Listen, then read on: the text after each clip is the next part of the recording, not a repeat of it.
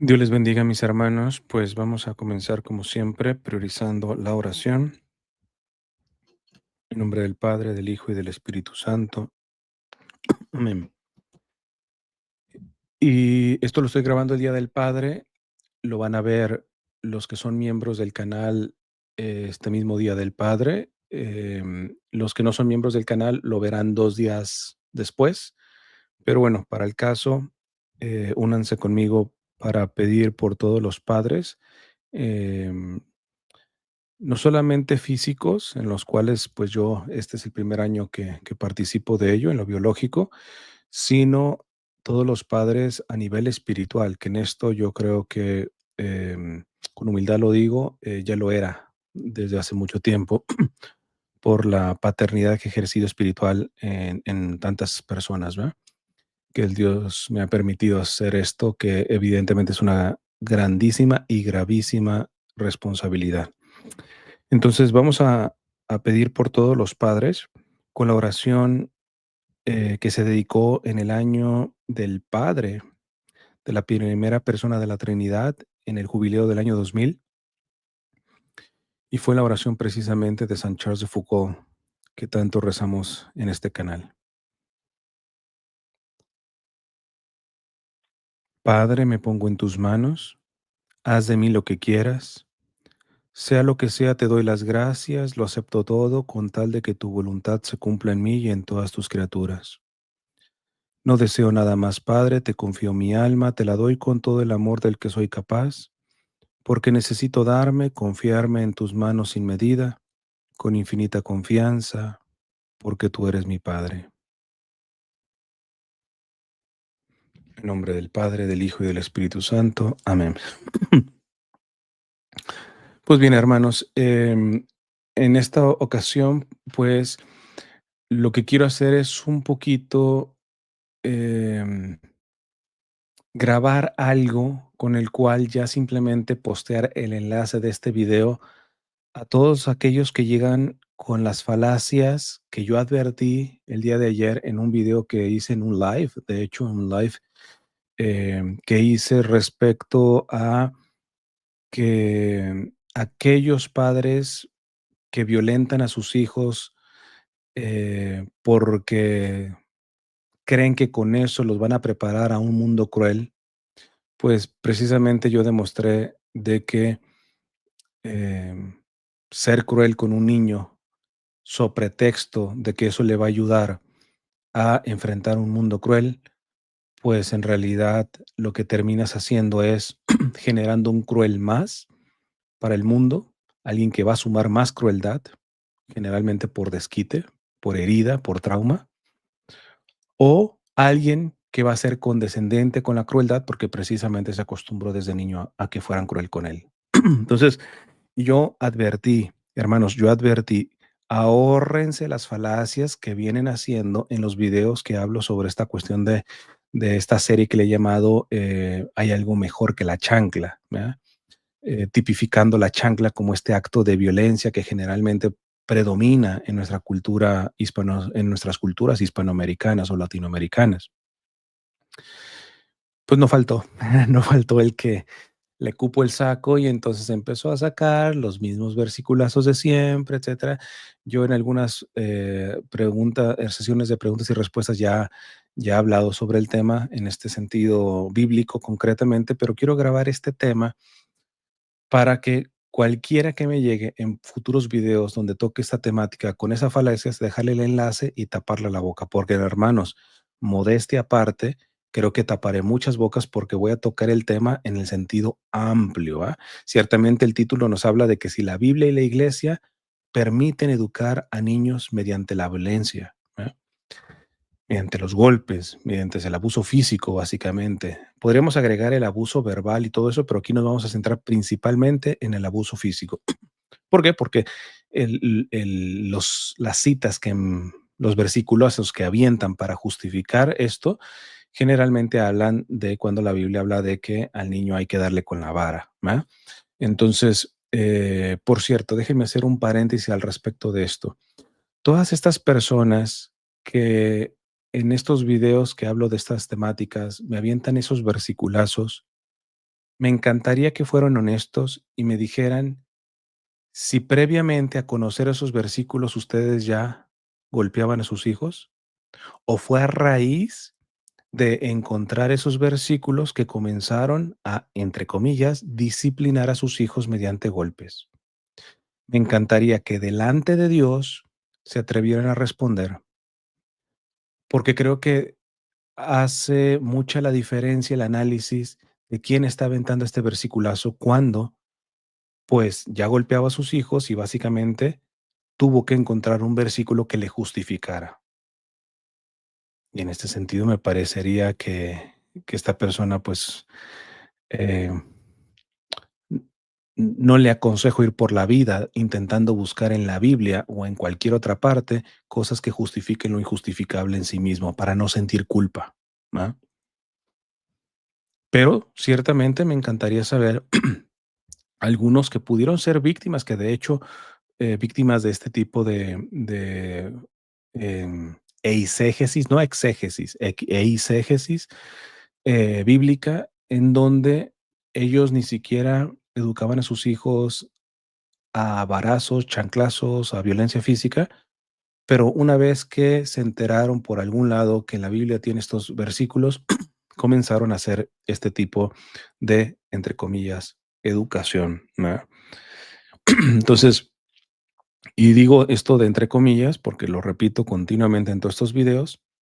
Si se golpea a un anciano, violencia senil. Si se golpea a un perro, etcétera, violencia animal, etcétera. Pero si se golpea a un niño, es educación, es disciplina. Miren la ironía, ¿no? En fin, primeramente lo que quiero hacer es presentarles la base científica de lo que hasta el momento se ha investigado de los efectos de los golpes en el contexto de la educación o la disciplina, entre comillas, con los niños. Entonces busqué varios estudios para ver qué nos decían al respecto. Les cito, hay un montón, ¿eh? Hay un montón de estudios y de muestras muy grandes, ¿eh? Porque ciertamente a veces los estudios que son muestras muy pequeñas, le preguntamos a 500 familias, digo, ya es algo, ¿ah? Pero sigue siendo una muestra pequeña, pero hay este, estudios muy serios y de mucha amplitud, ¿verdad? Les cito simplemente 3. ¿Por qué? Porque vamos a ver si la iglesia ha explicitado lo que entiende en la Biblia, tomando en cuenta el conocimiento científico que también se va desarrollando. Esto lo vamos a ver cuando entremos a la parte bíblica. Pero quiero poner las bases, ¿verdad? A ver, el primer estudio es de la American Academy of Pediatrics, o sea, la Academia Americana de Pediatras o de Pediatría, em, en un estudio llamado Effective Discipline to Raise Healthy Children del 2018, se llegó a la conclusión siguiente: el castigo corporal aumenta la agresividad en niños, empeora su comportamiento a lo largo del tiempo, daña la relación padre e hijo y no mejora la obediencia a largo plazo. De hecho, en este estudio eh, presentaban ciertos casos bien importantes de cómo, y en esto me alegré, ¿verdad? Pero le decía a mi esposa, ciertamente no creo que estén hablando de nosotros los hispanoamericanos, ¿verdad? Estaban acoplando el estudio aquí a los Estados Unidos y decían que por alrededor del 2004, cuando se hizo una muestra, 2/3 de los padres golpeaban a sus hijos con fines, entre comillas, educativos, ¿verdad? 2/3 es bastantito, ¿eh? O sea, solamente 1/3 no golpeaba a sus hijos como forma de educar. Y para el 2016, que se hizo otra muestra, había bajado a la mitad. Ya no son 2/3 a la mitad. En este sentido, parece que al menos aquí en los Estados Unidos, los padres, de hecho, daban muestras, creo que los padres que para el 2016 tenían abajo de 36 años, ya no ven necesario el educar a partir de los golpes, sino que, lo que yo les he venido diciendo, se han dado cuenta que la pedagogía, que la psicología, que otras áreas han desarrollado nuevas estrategias para conseguir educar, para conseguir disciplinar, para conseguir corregir a un hijo, a un niño, sin necesidad de golpearlo, ¿verdad?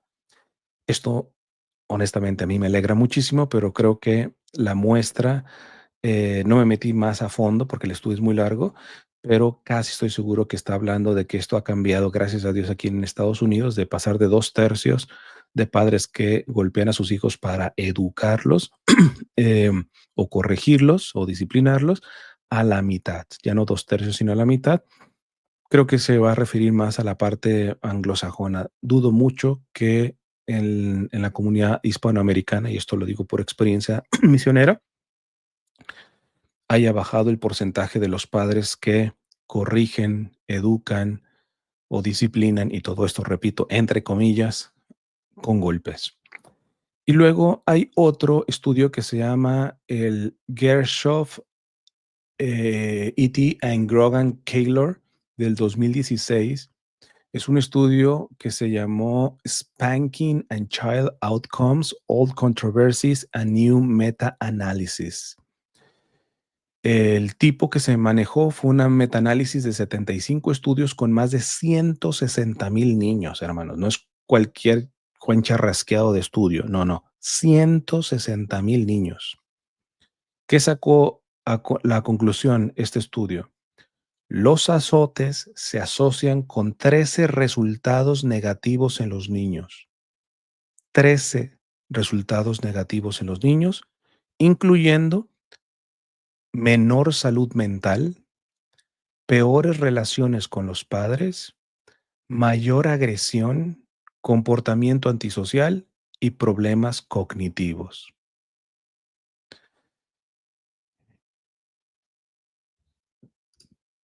También hay un estudio, ay, permítanme que aquí lo abrí en la ventana equivocada. Denme un minutito, déjenme arreglar esto. Eh, permítanme.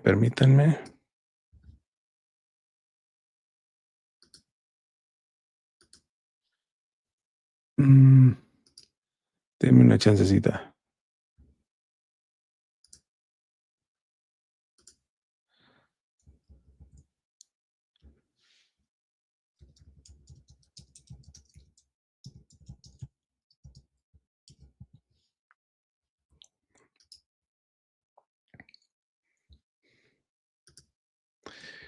Eh,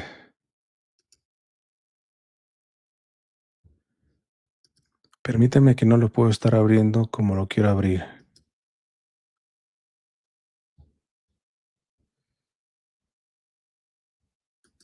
Aquí ya está, perfecto. Disculpen la demora, pero es que les tengo que mostrar para que no vean, no crean que es invento mío. De cualquier manera estoy citándolos, así que si alguien duda, pues vaya directamente a los estudios. Pero el tercer estudio que quiero mencionarles es de la Universidad de Harvard, del Center on Developing Child. La publicación se llama Toxic Stress, The Real Healthy Development. A la conclusión que se llegó en este estudio de la Universidad de Harvard es: la violencia física genera estrés tóxico. Ahorita vamos a entrar lo que implica el estrés tóxico en el cerebro del niño, afectando su desarrollo neurológico, su capacidad de aprendizaje y su salud mental a largo plazo. Em, les voy a mostrar aquí mismo, permítanme, como les comparto aquí. Aquí. Share screen y vamos aquí. Ahí está. La he traducido, la página,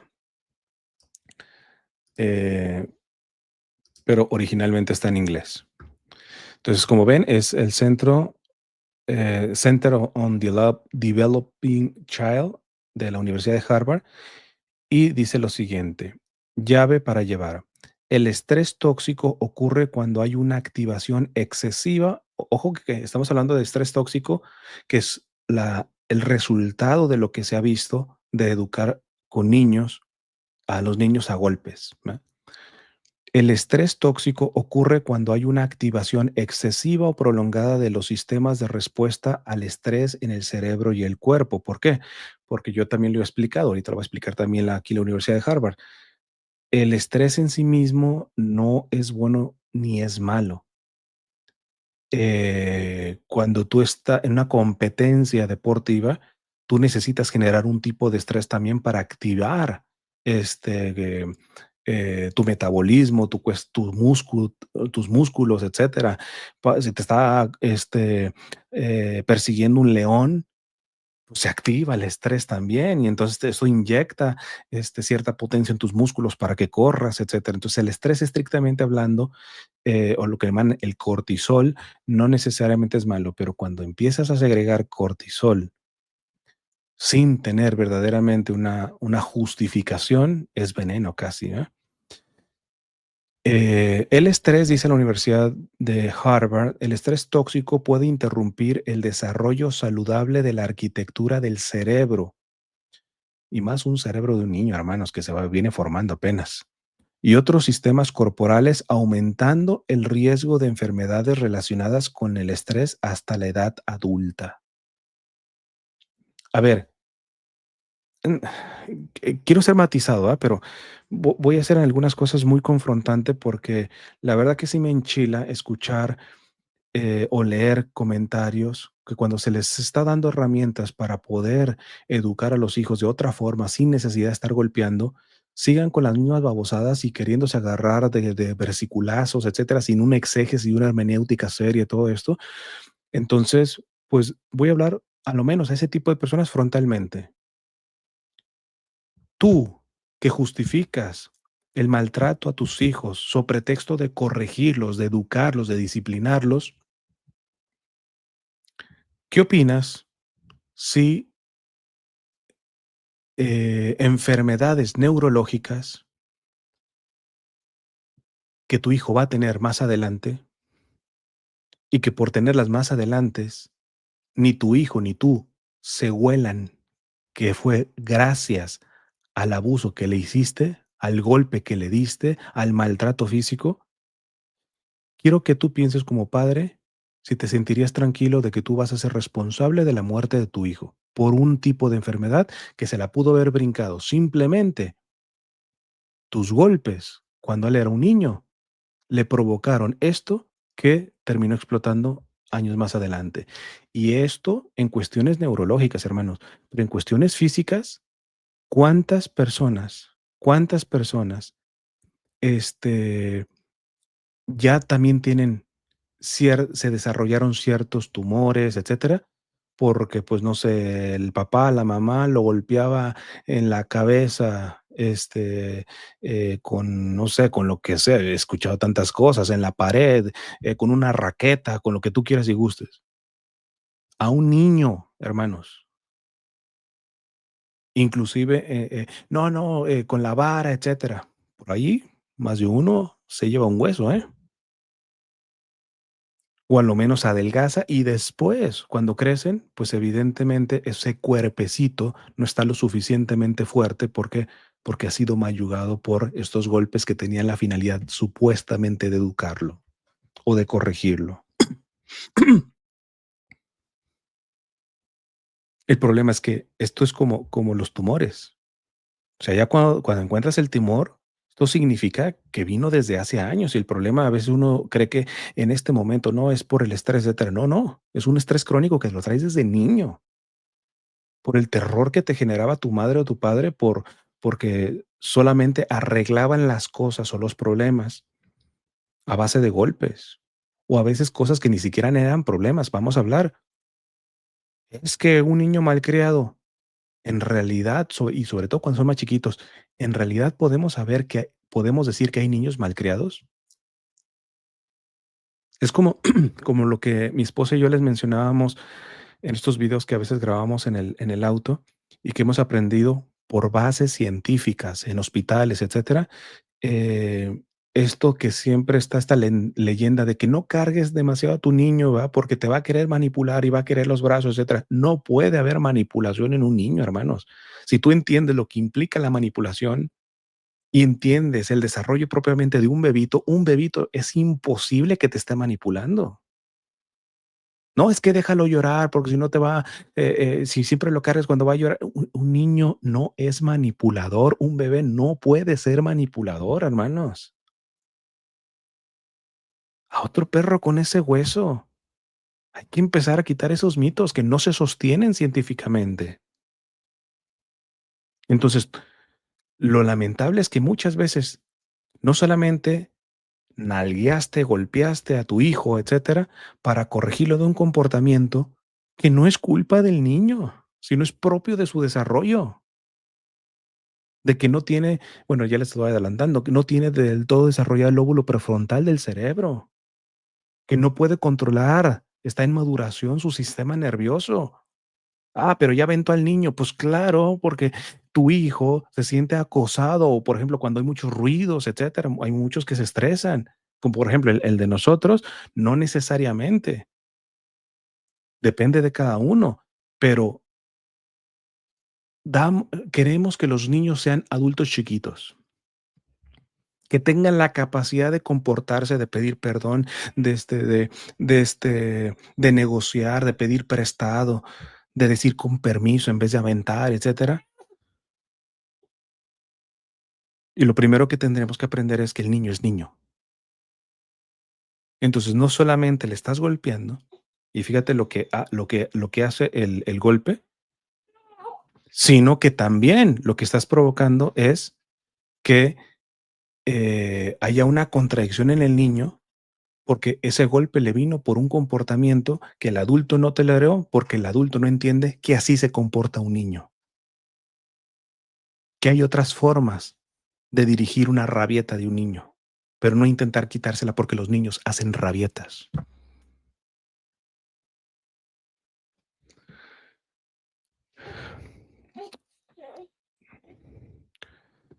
Dice aquí en la Universidad de Harvard, el estrés tóxico puede interrumpir el desarrollo saludable de la arquitectura del cerebro y otros sistemas corporales, aumentando el riesgo de enfermedades relacionadas con el estrés hasta la edad adulta.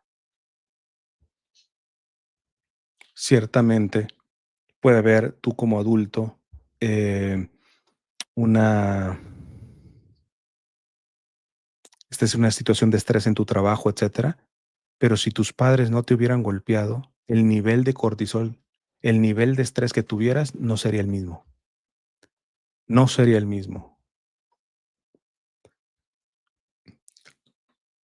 Las relaciones de apoyo con adultos cariñosos puede ayudar a amortiguar la respuesta al estrés de un niño, promoviendo la resiliencia y el desarrollo saludable. Por eso yo les he recomendado en más de una ocasión, hermanos.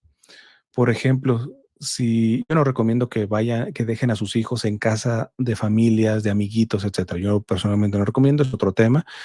Yo recomiendo más bien permitan que los amiguitos de tus niños vayan a tu casa.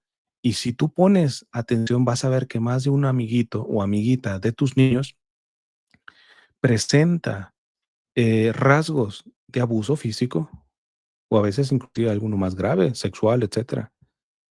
Evidentemente, sobre todo aquí en Estados Unidos, hay que ser muy prudentes con el manejo de los niños. Aquí te puedes meter en problemas por cualquier cosa, pero tener un amor y una compasión por esos niños, porque el que lo trates bien a ese niño en las horas que vaya a estar ahí en tu casa jugando con tu niño, etcétera, puede amortiguar un poco precisamente el trato de maltrato que tiene en su casa. Decía este gran obispo, don Enrique Suárez, en paz descanse, en una serie de conferencias que dio a profesores y directores de escuelas católicas y todo esto, les decía, por favor, cuando vean a un niño problemático en un salón, no se pregunten cuál es la manera de disciplinarlo. Primero pregúntense qué problema me está diciendo con ese comportamiento. Con ese comportamiento, el niño me está diciendo que hay un problema en él. ¿Es en su casa? ¿Es en la misma escuela, el bullying, etcétera? No, pero ya, no, pero es que eso y hay que disciplinarlo bueno, datos rápidos. No todo el estrés es malo, como yo les he dicho. Hay 3 tipos de estrés: tóxico, tolerable y positivo. Tóxico, tolerable y positivo. Como cuando un niño tiene una experiencia desafiante, como recibir vacunas anuales con un cuidador de apoyo para consolarlo. Los niños que experimentan estrés, o sea, si un niño se estresa porque le van a poner una vacuna, digo, se estresa, pero no es un estrés tóxico. ¿Verdad? Los niños que experimentan estrés tóxico tienen un mayor riesgo de problemas de salud como enfermedades cardíacas, diabetes y depresión más adelante en la vida. Y ese es el problema, hermanos, que yo les estoy diciendo. A los que estén justificando el tratar a sus hijos, mira, yo no me voy a meter en la educación propiamente de tus hijos. Tú son tus hijos, tú vas a dar cuenta delante de Dios. Pero sí te diría, aquí está la información. Te he estado presentando herramientas cómo poder educar y conseguir corregir a un niño sin necesitar de pegarle, ni gritarle, ni abusarlo emocionalmente.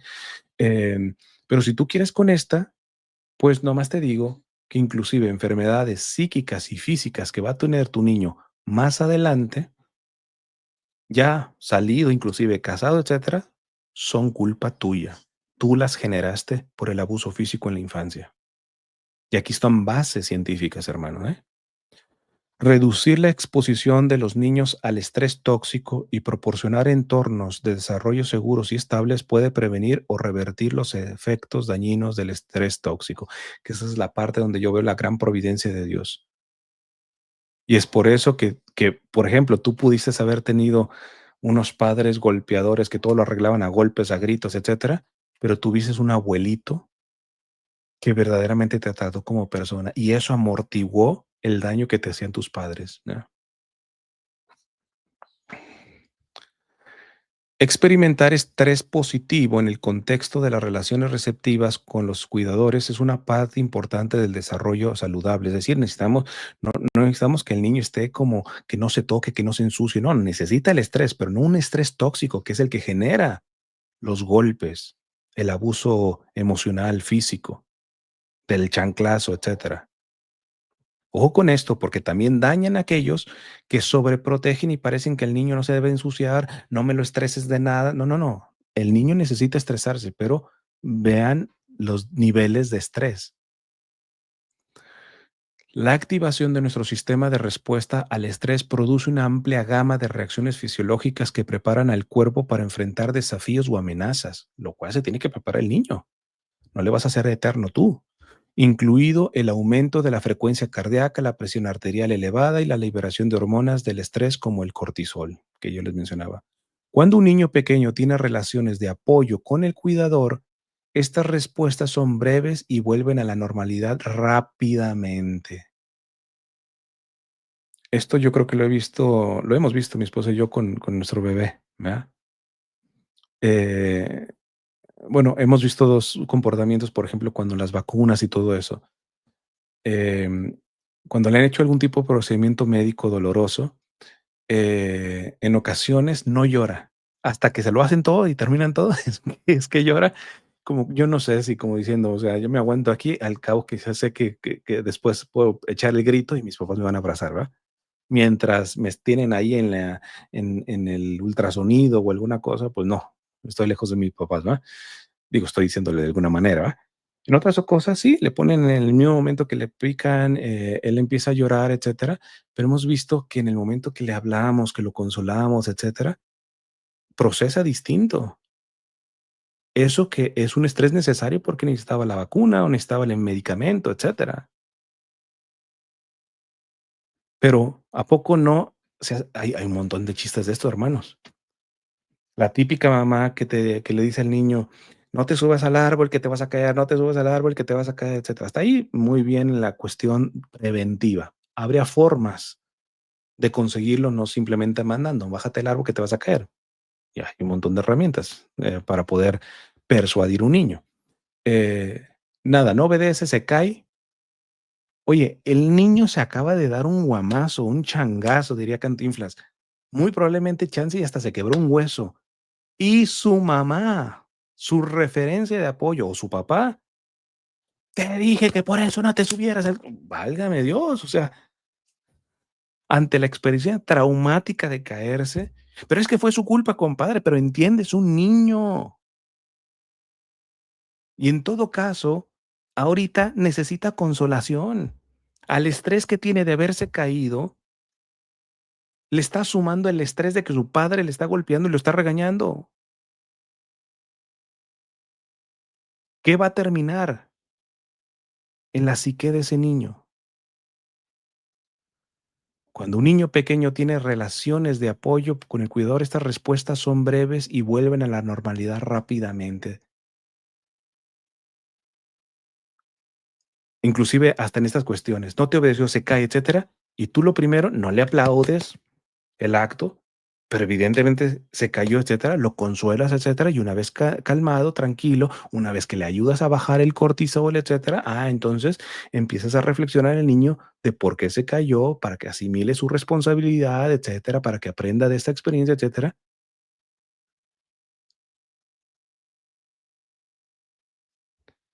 Cuando un niño pequeño tiene relaciones de apoyo con el cuidador, estas respuestas son breves y vuelven a la normalidad rápidamente, fomentando el desarrollo de una respuesta de estrés saludable y protectora.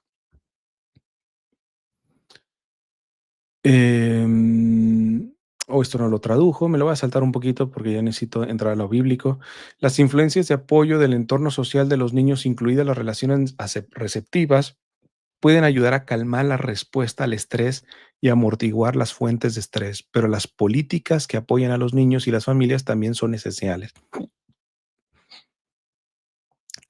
Un cuidador que navega por la falta de vivienda, la pobreza y o eventos climáticos extremos impulsados por el clima, como inundaciones y olas de calor, todos los cuales pueden dificultar el acceso a los recursos necesarios, pueden experimentar sus propios altos niveles de estrés y hacer que sea más difícil brindar apoyo a los niños bajo su cuidado. Y esto es una cuestión que en doctrina social de la Iglesia hablamos del principio de solidaridad.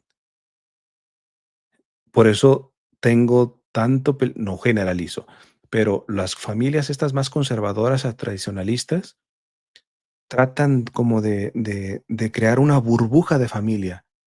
Nuestra misa en latín y todo bien, etcétera, ¿va? Y no se preocupan por muchas veces por el vecino. Repito, no generalizo, se pone el saco el que le quepa, pero lo que yo he visto, evidentemente está el otro extremo, ¿va? El que es candil de la calle, oscuridad de su casa, ¿va? Pero, hombre, o sea, nosotros tenemos que ser solidarios y sobre todo cuando estamos ahorita con no voy a tratar de desarrollar, voy a tratar de grabar algo. He tratado de ¿han visto un video más equilibrado sobre la situación de migración aquí en Los Ángeles, lo que está pasando y todo esto? Honestamente, hermanos, actualmente las autoridades no tienen madre, honestamente, para dejarlo sencillo.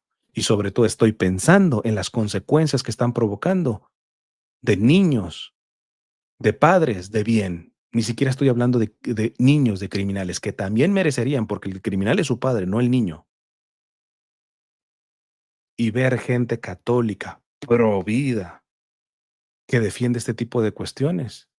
Lo provida lo tienes nada más de adorno, porque provida es defender la vida desde la concepción hasta la muerte natural y dentro de los ya nacidos, los más vulnerables y entre ellos primero los niños. Alguien ponía súper conservador, ya después voy a hablar de esto, pero nomás por decirle algo. Alguien ponía en Twitter, en X, qué irresponsables esos padres que entran a un país como indocumentados y se quedan por tantos años y todo eso y se atreven a tener hijos, sabiendo de que un día los van a poder deportar, los van a arrestar y van a dejar a esos niños solos. Hazme el bendito favor. Se atreven a tener niños, el conservador pro vida, diciendo eso. Hazme el bendito favor. Poniéndole el derecho positivo por encima del derecho natural. Y son los providas, y son los ortodoxos, y son los conservadores, ¿eh? En fin, eh, me voy a brincar un poquito porque sí necesito entrar a la parte bíblica. Mira, voy a desarrollar esta partecita que ya lo resume en los 3 tipos de estrés. Este estudio de Harvard dice: "Hay 3 tipos de respuestas al estrés: positivo, tolerable y tóxico". Repito, lo que ha dado el resultado de varios estudios de niños que han sido corregidos, aleccionados, educados a base de golpes, a base de chanclazo, a base de la vara, que vamos a entrar eso en la Biblia, y todo esto generan en un gran porcentaje la respuesta de estrés tóxico. Estos términos se refieren a los efectos de los sistemas de respuesta al estrés en el cuerpo, no al evento estresante o la experiencia en sí. El estrés positivo, una reacción normal y breve que es esencial para el desarrollo, caracterizada por un aumentos breves en la frecuencia cardíaca y elevaciones leves en los niveles hormonales. Aquí voy a parar ahorita, se me vino una cosa. Después de que tú le pongas una chancliza, me encantaría que te compraras un ¿se llama estetoscopio, el que se pone aquí en los oídos? Estetoscopio, ¿no? Ajá. Sí, sí, el que se pone así para escuchar el corazón. Padres de familia, cómprense uno y después dale una chancliza a tu niño. Me encantaría que le pusieras el estetoscopio y escuche su corazón. Me encantaría, para empezar a entender de lo que estamos tratando. O después de gritos y abusos, inclusive a veces no directamente del niño, que entre los padres se gritonean, etcétera, enfrente de los niños. Quiero que agarren el estetoscopio y después de darse las gritadas y mentadas de madre entre el esposo y la esposa, o al hijo o a la hija, pónganle a ese niñito ese estetoscopio y escuchen su corazón.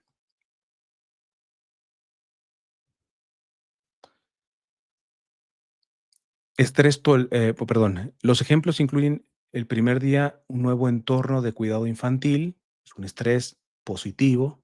Evidentemente el niño cuando va por primera vez a una escuelita se va a estresar, pero es un estrés que generalmente dura poco, ¿verdad? En unos más, unos menos, ¿verdad? Pero es reducido y si son en la escuela acogedores, se reduce el cortisol, ¿verdad? El estrés o el miedo y la incomodidad temporales que pueden surgir al recibir una inmunización, una inyección o alguna cosa, con relaciones de apoyo para ayudar a amortiguar la respuesta al estrés de un niño. El estrés tolerable, el segundo. Reacciones más graves y duraderas que activan los sistemas de alerta de los body oms. No sé esta palabra.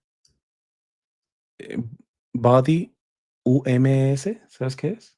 No sé. No. Bueno, en mayor grado, como la pérdida de un ser querido, un desastre natural o una lesión aterradora.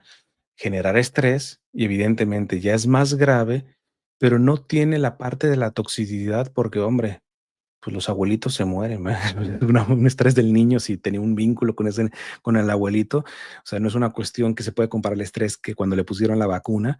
Esto es algo más pesado, etcétera, pero es un estrés tolerable, más grave, pero es tolerable, no es tóxico todavía. Si la activación del estrés es limitada en el tiempo y amortiguada por las relaciones con adultos que ayudan al niño a adaptarse, el cerebro y otros órganos se recuperan de lo que de otro modo podrían ser efectos dañinos.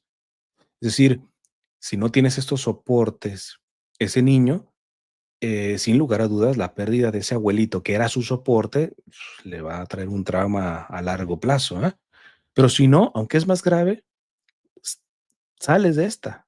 Pero ¿qué pasa con el estrés tóxico? Que repito, es lo que se ha encontrado en muchos estudios a partir de los estudios de grandes muestras. ¿Qué pasa con una gran mayoría de niños que han sido educados, entre comillas, a base de golpes?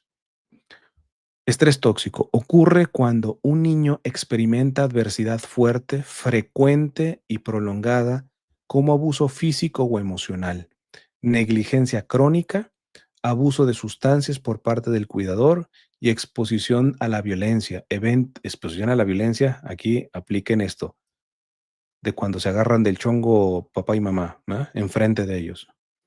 Eventos climáticos extremos impulsados por el clima como inundaciones y o las cargas acumuladas de las dificultades económicas familiares, sin relaciones de apoyo para amortiguar el estrés. Esto puede interrumpir el desarrollo del cerebro Esto puede interrumpir el desarrollo del cerebro y los órganos. Por ejemplo, hemos aprendido, los bebés van desarrollando su sistema digestivo. Entonces, es frecuente de que, pues, tengan reflujo, este tipo de cositas. Pero hay muchas cuestiones de colitis, crónica, de reflujos, etcétera, que tienen más una raíz psicosomática, por todo el estrés que recibieron desde niños, ¿verdad? Un de estrés tóxico. Esto puede interrumpir el desarrollo del cerebro y los órganos, lo que puede conducir a problemas de salud de por vida, subrayando la importancia de las políticas y programas que apoyan a los cuidadores que pueden ayudar a proteger a los niños del estrés tóxico en momentos de adversidad. Entonces, repito, el estudio es más largo, pero quería presentarle al menos 3 estudios serios sobre esto. Em, entonces, para dejar esta parte quizá un poquito más científica, ya les mencioné un poquito, pero cierro con esto, que es lo peor ya ni siquiera es solamente golpear al niño, chanclear al niño, castigar al niño de estas formas, ¿verdad? Lo peor es que las razones por las que los golpeaste al niño no son justificables. ¿Por qué?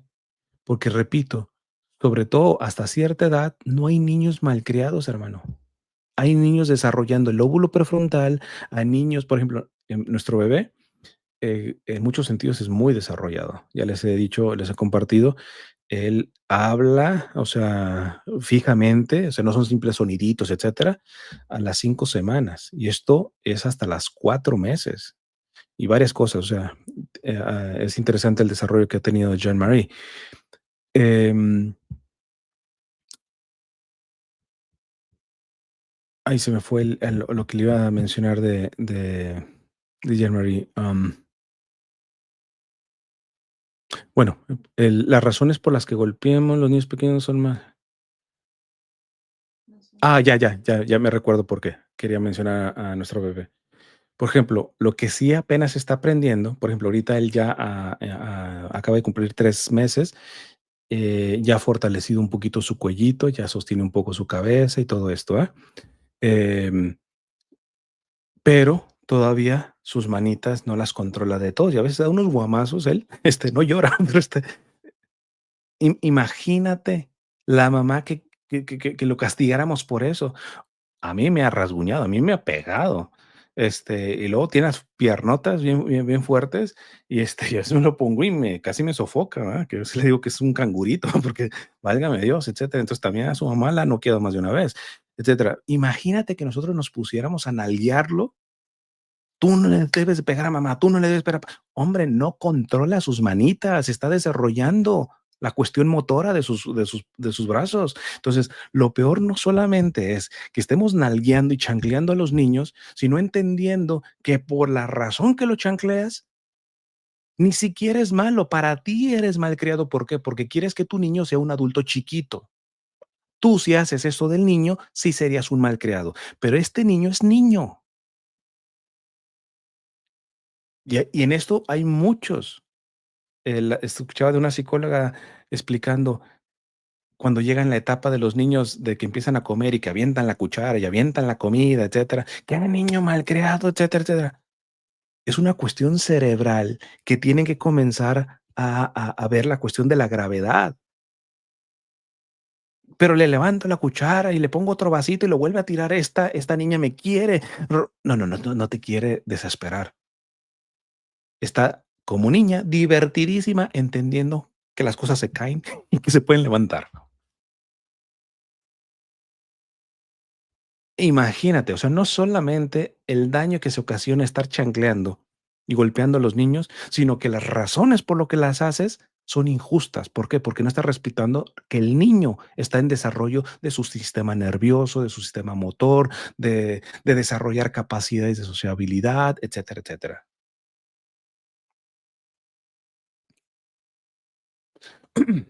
En fin, vamos a entrar en materia ahora en la cuestión bíblica.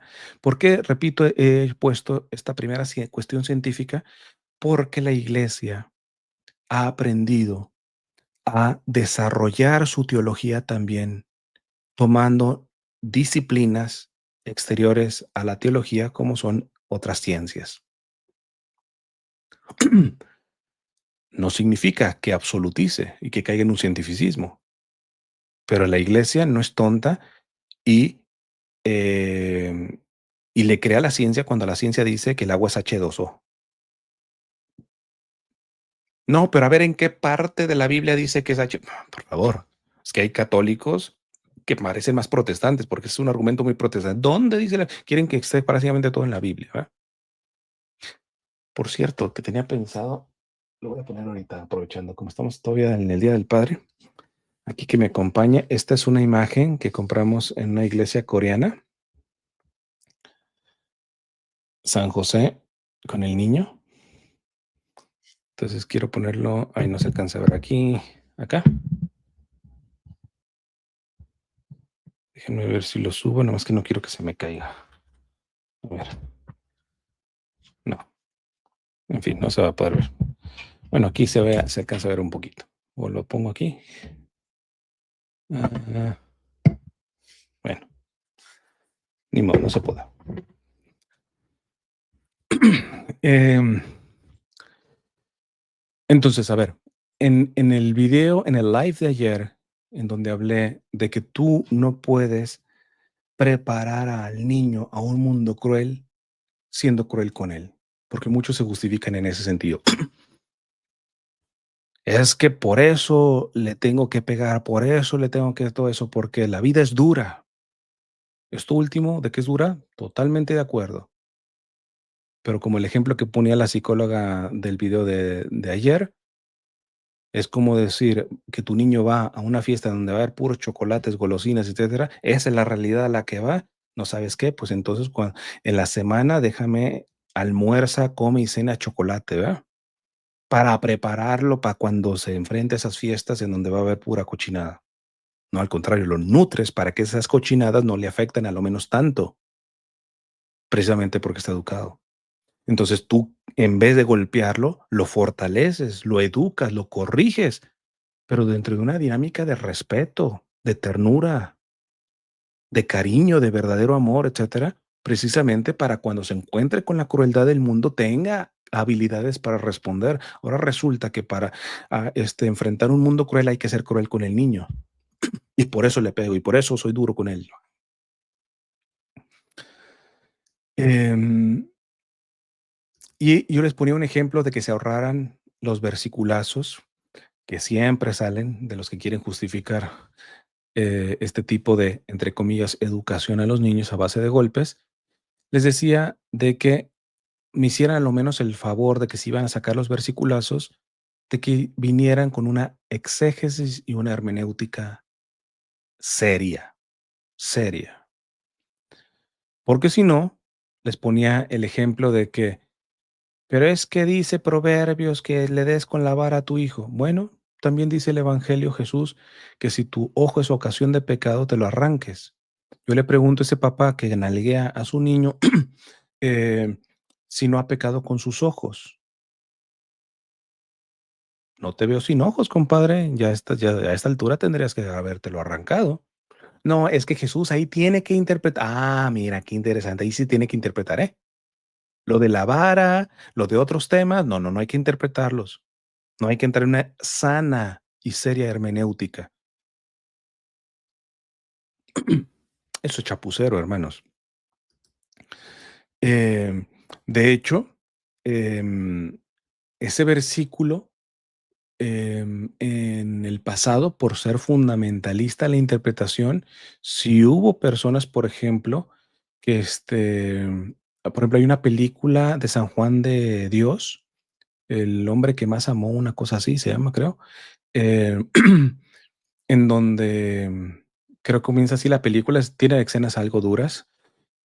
Un ladrón, o ya no me acuerdo si no fue verdaderamente ladrón, pero bueno, lo acusaron de ladrón, etcétera, y ahí lo pusieron enfrente de la plaza y le cortaron la mano. Porque si su mano le sirvió para robar, pues hay que cortársela. O, por ejemplo, interpretaciones de Mateo 19:12, que dice: "Hay eunucos que se han hecho tales por el reino de los cielos, el que pueda entender, que entienda". Es decir, hay unos eunucos que nacieron así y hay unos eunucos que se hicieron por el reino de los cielos. Y adivinen quién, uno de los referentes de la patrística, como es Orígenes, de hecho, no es San Orígenes por esto que les voy a contar, pero la Iglesia lo cita con frecuencia a Orígenes. De hecho, a mí me encanta en muchos sentidos a Orígenes. Am, Según San Eusebio, Orígenes tomó literalmente esto de Mateo 19:12, que repito, hay eunucos que han nacido así y hay otros que se han hecho, ojo con esto, se han hecho eunucos por el reino de los cielos. Y pues todo parece que, motivado por una interpretación radical de este versículo, Orígenes se castró cuando era joven.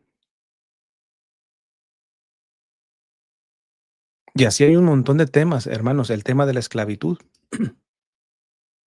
En la Sagrada Escritura se habla de que el esclavo tiene que ser respetuoso a su amo. Temas respecto a la pena de muerte, que hemos visto cómo se ha desarrollado teológicamente y cómo lo ha comprendido esta la Iglesia. ¿Por qué? Porque, discúlpeme, yo sé que a algunos no les encanta que continuamente yo saque este numeral del catecismo, numeral 66. La revelación pública, el depósito de la fe ya está dado, pero no está completamente explicitado. Y habrá que entender si los hermanos que avientan los versiculazos en favor de variar, golpear a su hijo para educarlo, si entienden este numeral 66. La revelación ya está dada, pero no está completamente explicitada. ¿Por qué? Porque la tradición es una tradición viva, decía Chesterton. La tradición no es la entrega de la ceniza, sino es la entrega del fuego. Y la Iglesia ha entendido que inclusive la misma Sagrada Escritura tuvo una revelación progresiva. Por ejemplo, Jesús dice: "Ustedes escucharon que se dijo ojo por ojo", eso que está Antiguo Testamento y dado por Dios. Entonces Dios está contradiciendo, porque dice Jesús: "Oyeron que se dijo ojo por ojo, yo les digo, no eviten al que les quiera hacer un mal, al que les pegue una mejilla, pongan la otra". Se está contradiciendo. Dios da el Shabbat, se debe respetar, no se debe de trabajar el día del Shabbat. Jesús se pone a hacer milagros y con toda razón se le vienen los fariseos diciendo: "¿Cómo te atreves a trabajar en el Shabbat? Esto es divino", etcétera. Jesús les responde: "El Shabbat se hizo para el hombre y no el hombre para el Shabbat. No he venido a abolir la ley, sino a darle plenitud". El mismo Dios, hermanos, se fue revelando progresivamente. Es más, se me viene ahorita a la mente también la parte del matrimonio, que le llegan a Jesús. A ver, Moisés permitió el divorcio.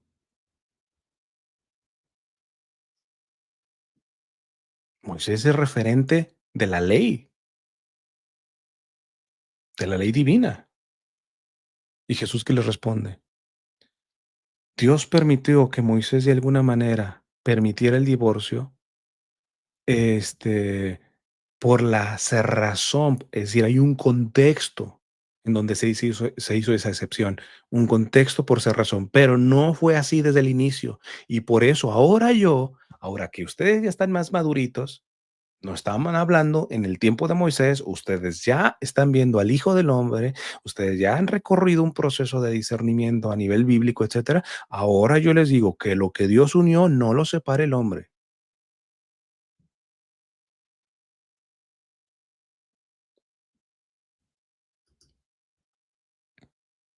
Les decía estos datos también científicos por una cuestión que les he mencionado varias veces. La iglesia no celebraba funerales de suicidados, porque era obvio el razonamiento de la iglesia. Atentar contra la vida inocente, incluyendo la tuya, es atentar contra el mandamiento de no matarás. Estás pecando. Si te matas a ti mismo, por ende, ya no hay tiempo de arrepentirte, por ende, mueres en pecado, no te podemos celebrar el funeral, una misa. ¿Por qué? Porque hay alguna convicción de que tú estás ya refundido en el infierno. O sea, se sigue la lógica. De pronto, la iglesia entiende y va escuchando las cuestiones de ciencia también y te das cuenta, y hoy se ha probado que muchas personas que toman esta fatídica decisión, precisamente no fue una decisión del todo libre. Muchas veces está estimulada por la falta de litio en el cerebro, de cuestiones y problemas hormonales, etcétera. Y para que haya verdadero pecado tiene que haber pleno conocimiento y pleno consentimiento. Si la persona no estaba en pleno consentimiento, ¿de dónde hijos de su jijurria podemos atribuirle que el haberse quitado la vida es pecado? La iglesia cambió, no, la iglesia sigue creyendo que quien conscientemente se quita su vida, muy probablemente se condena. Pero como ahora he entendido esto, lo deja a la providencia de Dios y celebra, porque solamente Dios sabe si esa persona que se quitó la vida lo hizo consciente y deliberadamente o lo hizo por una falta de litio en el cerebro. ¿Va?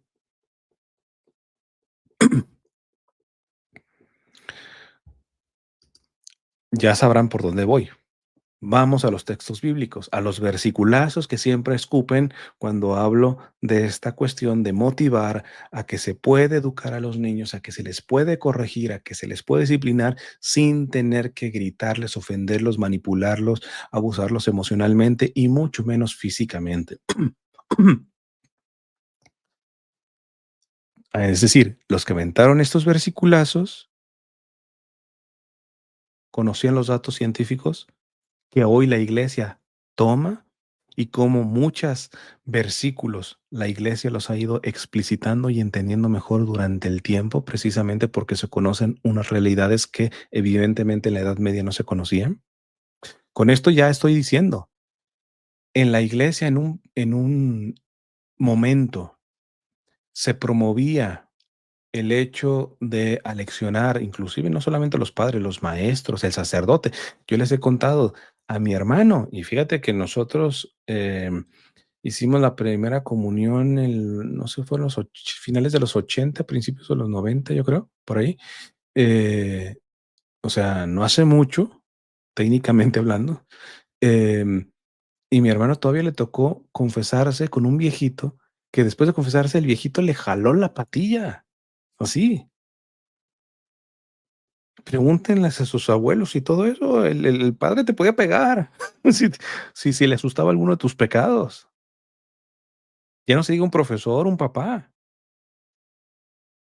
A ver, objetivamente el acto me parece que está mal, pero desde luego yo no puedo juzgar a ese viejito que le hizo eso a mi hermano, ese sacerdote viejito, porque tuvo una formación y un contexto que difícilmente yo creo que conocía todas las herramientas terapéuticas que ya desde los 90 empezaban a salir un poco, ¿eh?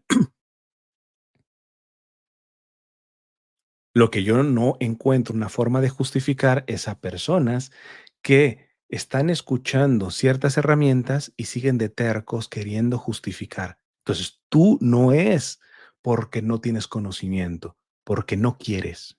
Bueno, cada quien dará cuentas. Y a lo menos ya te estoy diciendo las consecuencias que científicamente se han ido comprobando de cuando se educa a manera de violencia física. Pero bueno, vamos a citar rápido los textos, los versiculazos que avientan sin la menor exégesis ni la menor hermenéutica seria. Proverbios 13:24. Quien no usa la vara no quiere a su hijo. Quien lo ama se apresura a corregirlo. Ya ves, yo por eso uso la vara, porque lo quiero, por eso lo corrijo. Mira, esto no está muy lejos de lo que he escuchado. Yo lo escuchaba solamente en chistes, hermanos, pero cuando he tratado víctimas de violencia doméstica, me acuerdo de la primera mujer que tal, y hablando en serio, me dijo, es que yo entiendo que él me pega, su esposo, porque me ama. ¿What? No lo escuchaba. Pues si entramos con unos simplismos, podríamos aplicar este proverbio también a eso. Porque fíjate, quien no usa la vara no quiere a su hijo. Proverbios 22:15. La necedad está atada al corazón del joven. La vara de la corrección lo separa de ella. Es decir, para que tu hijo no sea necio, varéalo, nalguéalo, chancléalo, cintaréalo,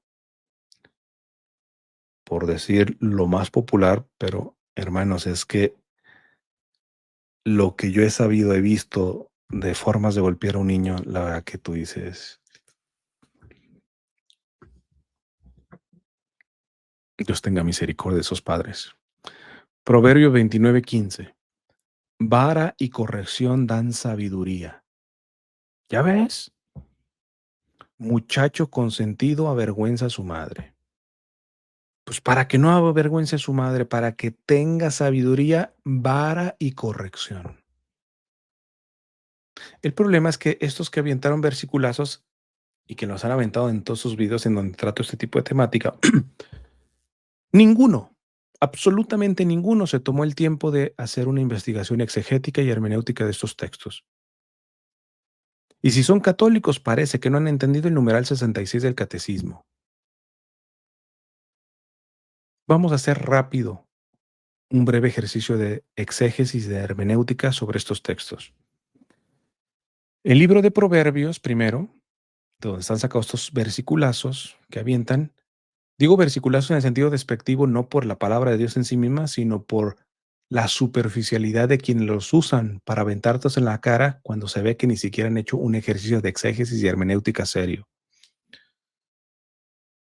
El libro de Proverbios habría que saber si esta gente sabe cuál es su finalidad, cuál es el género literario, porque hay que entender que la revelación de Dios, la inspiración, viene de Dios, pero Dios respeta la libertad del agiógrafo.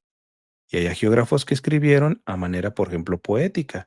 Y si estamos hablando de manera poética, la poesía es un tipo de lenguaje figurativo que hay que saber interpretar. Proverbios pertenece a una literatura sapiencial de Israel, del pueblo de Israel.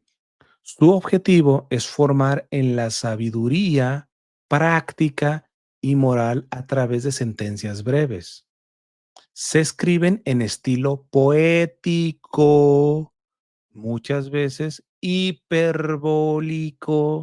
y con paralelismos. Te los aseguro que muchos que inventaron esos versiculazos ni saben lo que implica hipérbole. Hagan la tarea para que entiendan lo que es una hipérbole. Y en este libro de Proverbios se usan hipérboles, ¿verdad? Yo uso muchas hipérboles. No olvidar también, hermanos, que la lectura de la Sagrada Escritura ha de ser cristocéntrica. Nosotros no somos judíos. Que hay gente que da versiculazos, sobre todo del Antiguo Testamento, sin entender que el Antiguo Testamento se debe leer a la luz de Cristo. Cristo es el centro.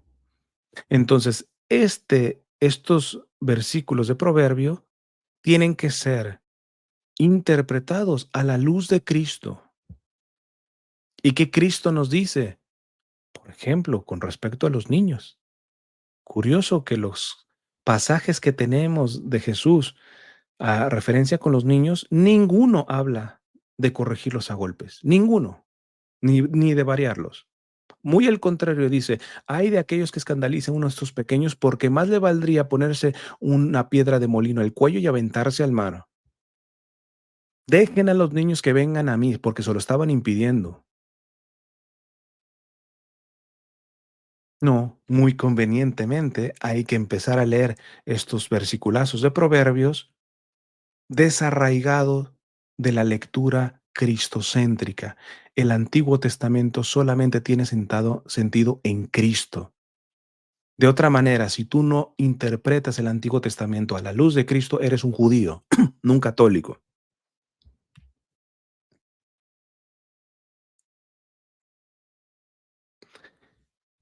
El término que se usa para vara es shevet en hebreo. Y shevet tiene varios significados. Primer significado, Shevet significa vara, bastón o cetro. Y esto, cuando estamos hablando ya de cetro, significa que cuando se usa vara, implica que es un símbolo de autoridad y guía. Ojo con la interpretación que vamos a sacar ahorita de varias cosas de estos. También, Shevet, vara, es un instrumento de disciplina y corrección, que es la única interpretación que los que avientan estos versiculazos dan. Espérate, pero Shevet significa otras cosas también, no solamente instrumento de disciplina y corrección. Em, También significa un instrumento de castigo, pero no necesariamente violento. Subrayen esto, no necesariamente violento. ¿Por qué? A ver, me alargaría ya mucho si explico esta cuestión para hacer una interpretación hermenéutica seria. Em, en la Biblia hoy se habla del tipo y el antitipo, ¿ah? A aquellos que les interesa, les métanse a investigar para que puedan interpretar un poquito conclusiones que voy a sacar. Si no, me desarrollaría mucho. Pero para ponerlo sencillo, em, muchas cosas del Antiguo Testamento, por ejemplo, a ver, alguna que te acabe en el tipo y antitipo. Por ejemplo, la serpiente que este, Dios le pide a Moisés que haga de bronce ante el pueblo de Israel que estaba siendo mordido por serpientes, y quien viera a esa serpiente de bronce quedaría sanado. El mismo Jesús dice, eso era prefiguración de cuando el Hijo del Hombre iba a ser levantado en la cruz. Es decir, muchas cosas en el Antiguo Testamento tienen un desarrollo bajo el tipo y el antitipo en el Nuevo Testamento y en elementos escatológicos. Cuando tú lees el Apocalipsis tiene un mensaje concreto para los cristianos de ese momento que estaban siendo perseguidos. Por cierto, un mensaje de esperanza, que hay gente que lee el Apocalipsis como si fuera un libro de terror. No saben hacer la más mínima interpretación seria de la exégesis bíblica del Apocalipsis. Entonces, lo que se dice concretamente en el Apocalipsis aplica a la comunidad cristiana de ese momento. Por ejemplo, el 666 está comprobado de que se está refiriendo a Nerón, el emperador este que persiguió a los cristianos y que quemó Roma, ¿verdad? Pero esto implica, por ejemplo, que hay un anticristo concreto escatológico que está por venir. Es que una cosa no quita la otra. ¿Por qué? Porque la revelación ha sido un desarrollo concretamente. Ya está finalizada, pero no está completamente explicitada. Entonces, ¿qué pasa si hacemos ante esto un ejercicio de hermenéutica bíblica con estos datos de lo que significa la palabra Shevet Bara en el libro de Proverbios? Actualmente, con el desarrollo teológico y magisterial de la Iglesia Católica, que ahorita le voy a decir lo que dice la Iglesia magisterialmente. Díganme ustedes, pónganme en los comentarios cuál de los tres significados de Shevet, de vara, tenemos que interpretar. Cuando, por ejemplo, nada más le leo el Proverbios 29:15. Vara y corrección dan sabiduría. En este sentido, vara tiene el significado de disciplinar golpeando con un pedazo, con una vara, literalmente. ¿O se está refiriendo a una cuestión de ejercer una autoridad con fines de corrección? O inclusive, les voy a decir otro, una vara no necesariamente es que la uses para golpear. Si mi niño de pronto, digo, ya creo que cuando ya vaya a caminar, creo que nos va a volver locos, ¿no? Pero este canijo sale con todo y pañal corriendo, etcétera, etcétera. Yo puedo agarrar, por ejemplo, yo tengo unas cosas estas para hiking, para montañismo, etcétera. Puedo agarrarlo, no para golpearlo, sino pongo la vara, etcétera, para que se pare. O sea, hasta en el uso de la vara, curiosamente, los que interpretan este proverbio es agarrar la vara para nalguear. Eso no lo dice el texto, hermanos. A lo menos explícitamente no lo está diciendo, es una interpretación tuya de decir: "Sí, pero dice vara", pero la vara puede ser también para apuntar. ¿Cuántos profesores apuntan con una vara en el pizarrón? La vara puede ser para obstaculizar, para que no pase de un lado el niño. Pero qué curioso que algunos están supamente interesados de que vara hay que interpretarlo como para que nalguearlo, golpear al niño.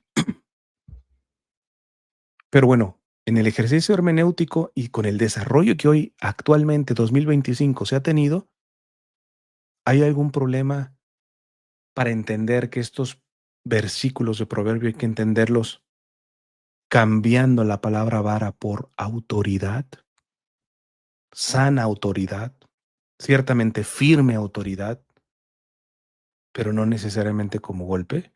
En ese sentido, se puede entender, por ejemplo, los textos bíblicos ya, fíjate, autoridad y corrección dan sabiduría.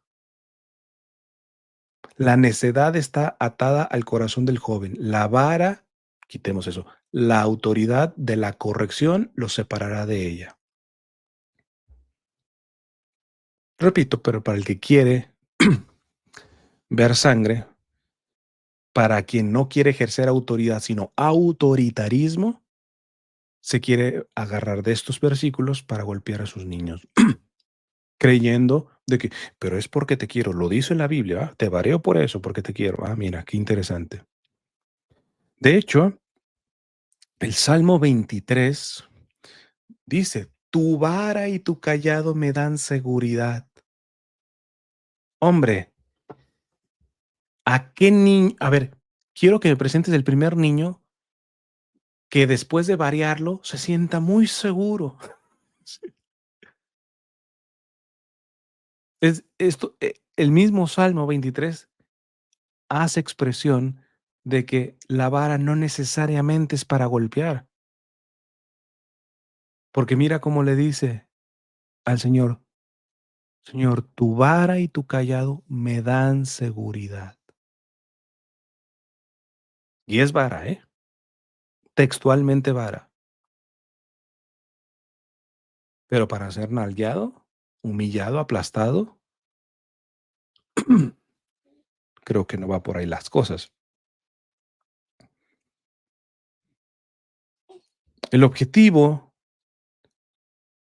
hermanos, de la autoridad es formar el corazón y la mente, no simplemente controlar la conducta, que es lo que quiere hacer el autoritario.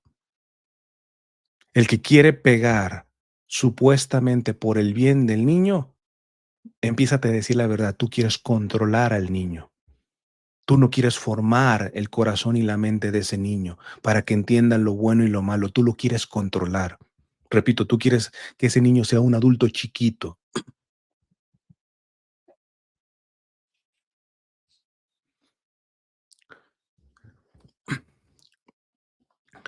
Vamos, última parte, a la cuestión del magisterio de la iglesia. Ahora, tengo que decir algo porque chance y alguien empieza a investigar o se recuerda, el Papa Francisco creo que en una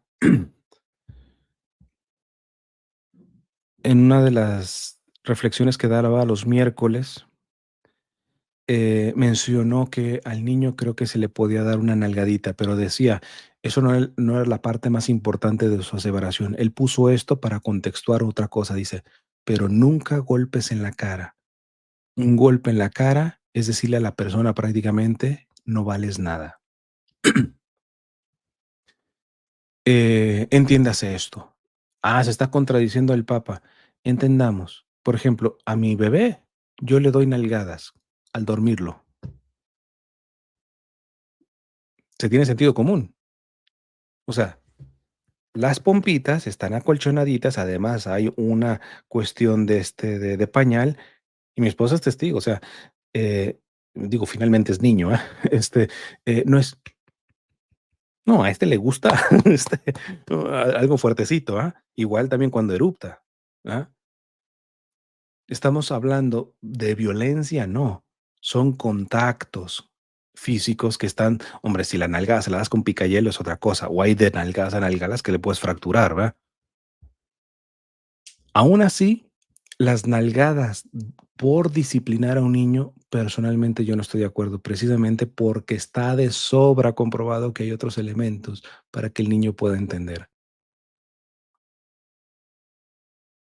Entonces, cuando mencionó eso el Papa, repito, fue más por el sentido de decir, cuidado con dar golpes en la cara a sus hijos, porque eso es el mensaje claro, esos niños perciben, no valgo nada cuando le pegas en la cara a un niño. En el Catecismo de la Iglesia Católica, en el numeral 1931, se nos dice, el respeto a la persona humana supone respetar este principio. ¿Cuál principio? Ojo con esto, que cada uno, ojo, cada uno, no dice menos los niños, no, que cada uno, sin ninguna excepción, debe considerar al prójimo como otro yo. Y aquí voy a hacer un ejercicio, hermanos. A ver, lo voy a poner en el contexto de mi infancia porque era cuando abundaban los teléfonos estos de casa que tenían el cablecito y toda la cosa. Ahorita todo se maneja en celular. Pero te llamaban a la casa, no estoy diciendo que esto sea en mi familia, pero es para poner el ejemplo. Em, y alguien, el jefe, alguien, pásame con tu papá, mijo. Y tu papá estaba ahí y escuchaba de quién era. ¿Y qué te decía? Dile que no estoy. Eso es mentira, hermanos. Ah, pero ese niño después lo agarran en una mentira y le dan una nalguiza. Bueno, de acuerdo al catecismo de la Iglesia Católica, que cada uno, sin ninguna excepción, debe considerar al prójimo como otro yo. Señor Padre que nalguea a su hijo, cuando usted miente, ¿quién lo nalguea a usted? ¿Se dejaría nalguear? ¿Se dejaría golpear cuando insulta a su esposa? Porque cuando su niño insulta a su mamá, usted le revienta la dentadura. ¿Quién se la revienta a usted cuando le falta el respeto a su señora? Y viceversa, señora. Mínimo parejos, ¿no? Si este tipo de comportamientos, porque la mentira es mentira, o a poco la mentira vale menos cuando la hace el papá que cuando la hace el niño.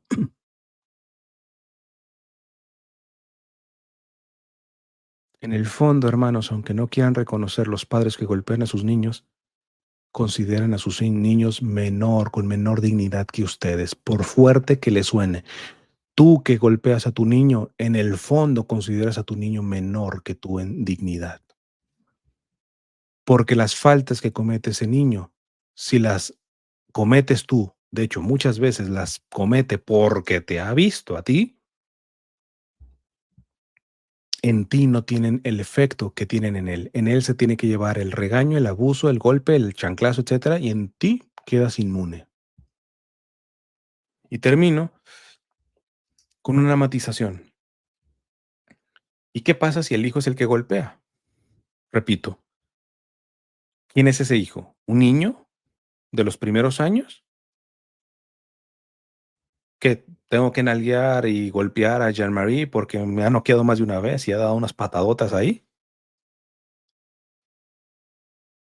Porque no entiendo que Jean-Marie está desarrollando su sistema motor, su sistema nervioso, etcétera. Pero con niños de 1, 2, 3 años, 4 años, etcétera, es que empujó al niño del kinder, etcétera, porque se ve invadido en su espacio. Y ellos todavía están viendo esta cuestión de espacio, de la gravedad, tantas cosas, y hay algunos que se ofuscan cuando hay mucha gente. Entonces, hay de golpes a golpes, hermanos. De estos niños, más bien yo te diría, profundiza, edúcate en lo que está pasando tu niño al año, a los 2 años. No va a aplicar siempre. En el caso de nosotros, Jean-Marie está teniendo comportamientos que es de un niño de 4 meses, desde que es un mes. Entonces, pero tú vas ajustando. Pero en otras cosas sí lo hemos visto. Me decía mi esposa que ahorita acaba de cumplir 3 meses, dice que comenzará, digo, él ya se reía y todo eso, pero como risas por cosas que tú le provocas concreta, como una risa más consciente, y ya lo estamos viendo, ¿ah? Entonces, digo, los seres humanos vienen teniendo hijos de hace rato. O sea, no es que tú vas a ser la lumbrera que va a iluminar cómo tratar un hijo, en este 2025, ¿eh? Hay muchas cosas que la propia experiencia y más el estudio científico, por ejemplo, la misma fe también ha aprendido de cómo formar un niño. Pero, ¿qué pasa en el caso de hablar ya de un adolescente? Por eso a mí me gusta distinguir entre menor de edad y niño. Un menor de edad no necesariamente es un niño. Digo, para ciertas legislaciones sí. Por eso, por ejemplo, en el caso de los abusos, la iglesia inclusive ha sido matizar la responsabilidad, la ha tomado, pero es una cosa es pedofilia y otra cosa es efebofilia, no es la misma cosa. Las 2 estamos hablando de menores, pero uno es en el rango de la niñez y otro es el rango de la adolescencia. Entonces, no es la misma cosa, ¿verdad? Aunque el abuso es abuso y es totalmente repugnante, pero hasta las mismas consecuencias se tratan terapéuticamente de forma distinta, ¿verdad? Eh, pero ya estamos hablando de un adolescente, de un joven, ya no se diga adulto, hijo, si golpea, si tiene comportamientos verdaderamente dañinos, evidentemente se tiene que poner freno. Como siempre, primero de una manera, por métodos pacíficos, no pacifistas, pacíficos concretamente, pero si no, aplicaría perfectamente lo que el mismo catecismo dice, que es el principio de la legítima defensa. Si tu hijo se te viene a los golpes, si es un muchacho de 15 años, lo tratas de frenar, pero en última instancia, si no puedes, etcétera, etcétera, y tienes que dar un guamazo ahí para dejarlo tranquilo, hay que darlo. Evidentemente, cada caso es cada caso. Puedes llamar antes a la policía, pues, no sé. O sea, el defenderte con violencia tiene que ser la última de las, decisiones que puedas hacer. Y cuando hablamos de este rango de edad, etcétera, bajo la legítima defensa, yo puedo entender un poquito de que por ahí tuviste que defenderte en contra de tu hijo que estaba fuera de sí, porque no sé, ya estaba drogado, lo que tú quieras y gustes. Pero de un niño, hermanos, es que le di un cachetadón porque me dio una cachetada. ¿Cuántos años tiene tu niño? 3 años. Ay, Dios mío. Hermano, o sea, ¿en serio? Es que no me tiene que estar pegando. Es niño de 3 años, compadre. 3 años.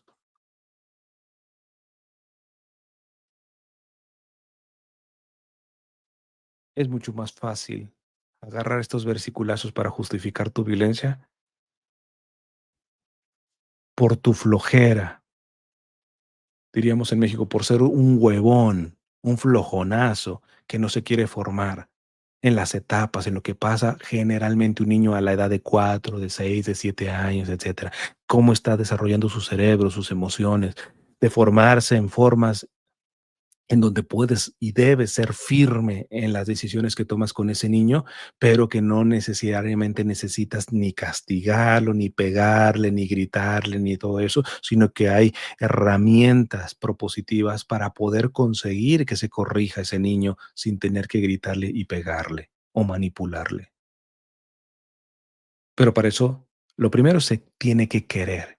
Y me queda claro en los videos que he sacado de esta serie que le he llamado Hay algo mejor que la chancla, que lamentablemente, me da tristeza que lamentablemente mucha gente de nuestra comunidad hispanoamericana no quiere. Y desde ahí no se puede hacer nada. Simplemente orar por esos niños porque ya han visto científicamente el futuro de esos niños. A mí me hizo también eso mi mamá y yo no he tenido problemas, etcétera. Desde el mismísimo momento que estás golpeando a tus niños, tienes un problema. Que no lo reconoces es otra cosa. Desde el mismo momento que estás reproduciendo la violencia que tuvo tu madre con, en este caso, con tu hijo, tú tienes un problema de salud mental, de salud emocional. Que no lo quieras reconocer es otra cosa. Además, que hazte un chequeo a nivel físico, que no vaya a ser que algún guamazo en la cabeza, o algún maltrato en tu brazo, etcétera, y ahora te duele, etcétera, vino a salir ahorita, ya que tienes 40, 50 años, pero que su raíz tiene cuando eras una niñita de 5 años. simplemente que sé mal en el sistema nervioso, en la cuestión neurológica, etcétera, sacó la cara a los 30 años después, que es lo que les mostré en los estudios.